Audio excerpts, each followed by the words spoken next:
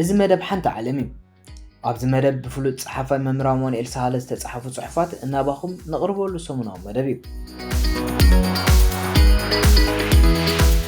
ክቡራት ተኸታተልትና ነዚ መደብ ንምክትታል ወትሩ ሰንበት ናይ ንጎስ ሰዓት 11 ቅድሚ ቀትሪ ቆፀራኹም ምስ ሃርሞኒ ሜድያ ይኹን። ኣቕራቢ እዚ መደብ እንያት ሚካኤል ሰናይ ምክትታል።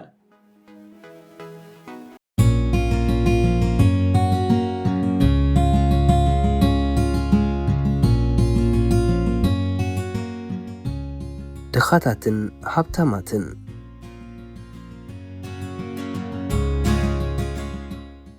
ኣብ እንስሳታት ሃብታምን ድኻን የብሎን ክበሃል ይከኣል።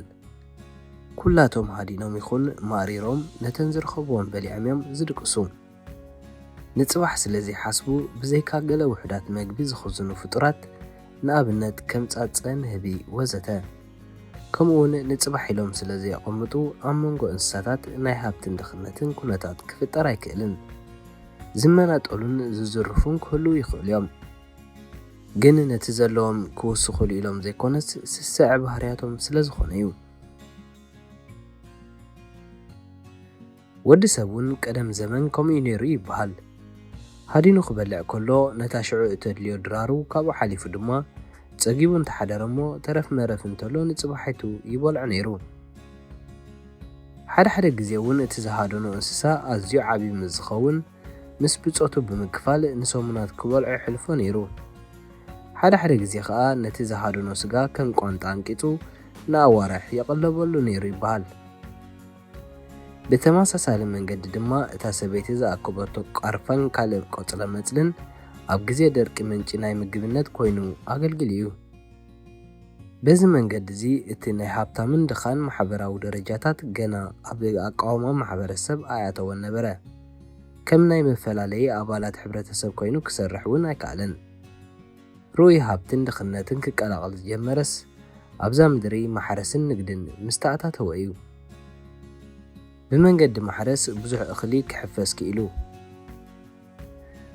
ቀልጢፉ ዘይባላሾ ብምዃኑ ድማ ንነዊሕ ግዜ ክኽዘን ወይ ከዕቀር ተኽእሎ ኣርእዩ እዩ።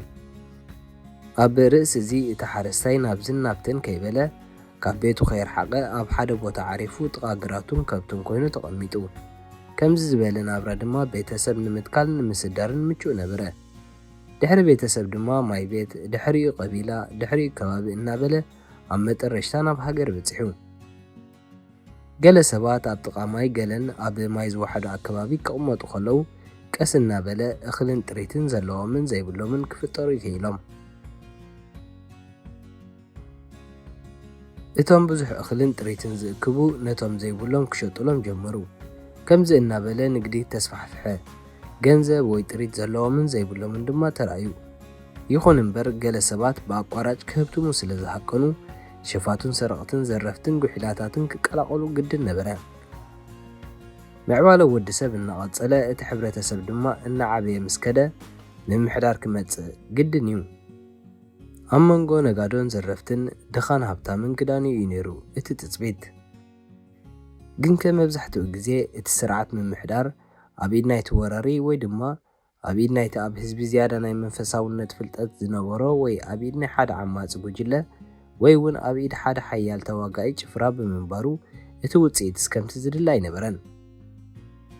እቶም ሰበስልጣን ነቶም ሓረስቶት ወይ ነጋዶ ብዘይፍትሓዊ መንገዲ ክግብርዎም ወይ ግብሪ ከኽፍልዎም ምስ ጀመሩ ቤተ ክህነት ከም ናይ ኣምላኽ ተወካሊት ነቲ ጨኳኒ ክተገልግል መሳርሒ ክትኮኖን ግዜ ኣይወሰደላን። ሓረስታይ እናደኸየ ኸይዱ እቶም በዝበዝቲ እናሃብቶም ኸይዶም ድኻታትን ሃብታማትን ድማ ኣብዛ ዓለምና ክቕጽሉ ኽኢሎም። በዝበዝቲ ክሳዕ ዝሃለዉ ድኽነት ክህሉ ግድን እዩ። ከምዚ ብምዃኑ ሰረቕትን መታለልትን ገበትን እናሓንሳ ከም መራሕቲ ሃገራት እናሓንሳ ከም ኣማኸርቲ መራሕቲ ሃገራት ወይ ከም ወሰንቲ ዓለማዊ ቁጠባ ኮይኖም ከም ቫይረስ ወይ ባክተርያ ቅርጾም እናቐያየሩ ክሳዕ ለይቲ ሎሚ ንደቂ ሰብ የሳቐይለዉ። እቲ ኣብ መንጎ ሃብታማትን ድኻታትን ዘሎ ጋግ ድማ ክጸብብ ኣይከኣለን።